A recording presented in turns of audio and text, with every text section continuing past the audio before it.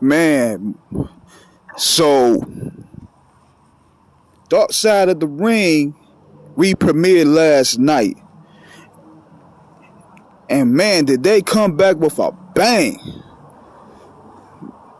Dark Side of the Ring showcases the stories behind professional wrestling that a lot of people want to keep in the dark.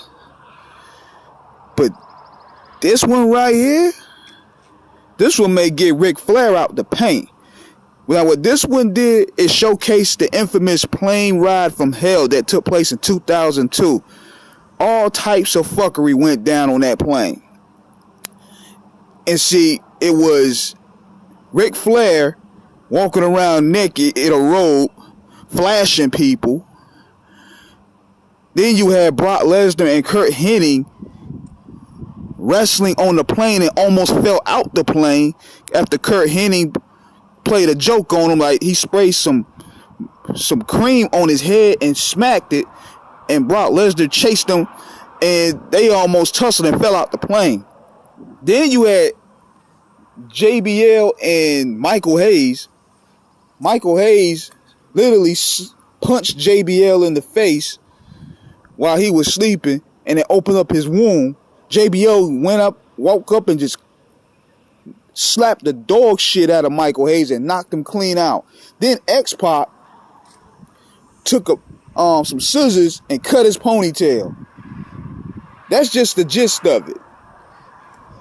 Then you had Goldust singing while drunk. Then another thing that might get people in hot water was what Terry Runnels said about Brock Lesnar, saying that Brock Lesnar flashed himself to her. And Goldust didn't say nothing. He just went ahead and was like, nah, you just got to sell this. Because I'm going to tell you what that was all about. What that was all about, he knew off the gate, man, that was a ring rat. Ring rats mean, and within the wrestling culture, basically wrestling hoes. So he looked at it like, look, man, you're going to have to sell that. I don't want no smoke with Brock. A prime Brock Lesnar. You're going to have to take that for the team. But the crazy part about that is, and this is where I believe that's where there's going to be some backlash, is how detailed a lot of these incidents were. They brought one of the hostess that was a part of that plane, and she told her side of the story about mainly Ric Flair. Now, you know what got me about Ric Flair? See, there's two things about Ric Flair. At the end of the day, when you got people trying to say what they say and cancel Flair, it's like, yo, we already knew this about Flair. This is how he was always. We heard the stories. This is nothing new. Surprising coming from him. Do you see how he carry himself? Do you see the promos? Do you see the wild stuff that he say and does? Aren't you really surprised? So, the cancel culture community got his pitchforks out and ready to get Rick out the paint. But you know what got me was how Tommy Dreamer was up there defending that shit. Now, I think what Tommy tried to do, he tried to take it as an aim, like he's trying to defend the business from getting attacked from cancel culture, which is why he referenced his ponytail and stuff like that. But, dude, you sound crazy as hell. You sound crazy as hell. Talking about, well, that's the nature boy. That's what we supposed to, that's what we wanted to see. Nigga, if I was on that plane, I don't want to see that shit. I don't want to see, you don't want to see your grandfather with his thing hanging out, playing with it. Y'all sound crazy as hell. You could have went ahead and said, I don't condone what Rick did. It was very unprofessional. It was very cruel. But we shouldn't cancel him based off a 20-year incident. Nah, nigga, you sound like you wanted to see that yourself. You sound crazy as hell. Talking about, yeah, and he had a big package, and it's what the guys wanted to see. It was a part of the joke. Nigga, what kind of joke is you talking about? Nobody want to see that. So, knowing that with Rick, the domino effect started happening. Oh, and I forgot. Then you had Sky Hall. Sky Hall was Sky Hall. I mean, people are actually shocked about these behaviors. I'm like, you see how these guys been carrying themselves for the past 25 years? I mean, Sky Hall tried to hit on the hostess as well. And it was very offensive, and he fell asleep and almost died. Like, he went unconscious. And Just the Credible had to pretty much escort him out of the building. I mean, out of the plane, because they ain't know if he was dead or not. So I knew with this incident here, and the cold part is they started going in detail. I think when things are brought in a detailed form, it looks bad.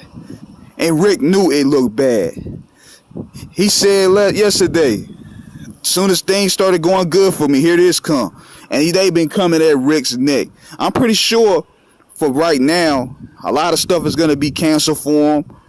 That's why he ain't even sending out no Friday Instagram posts. I knew it was a matter of time before they gonna find something to get Rick, and covering the wrestling business. And another thing too, this is another one they might cover, and this may put heat on the WWE. Those Click stories, how the Click used to bully and muscle and embarrass people from the 90s. Sheesh. Vince himself might step into that. But my thing with Flair is this. And see, this is what I'm against with the cancel culture thing is. The incident took place 20 years ago. Should he be checked for it? Hell yeah. Should he be held accountable? Hell yeah. I mean, nobody want to see that. Nobody want to see Ric Flair naked in a robe. I'm like, I don't know what kind of friends you have, Tommy Dreamer. But no heterosexual man that's not drunk or that's not on pills want to see that shit. I mean,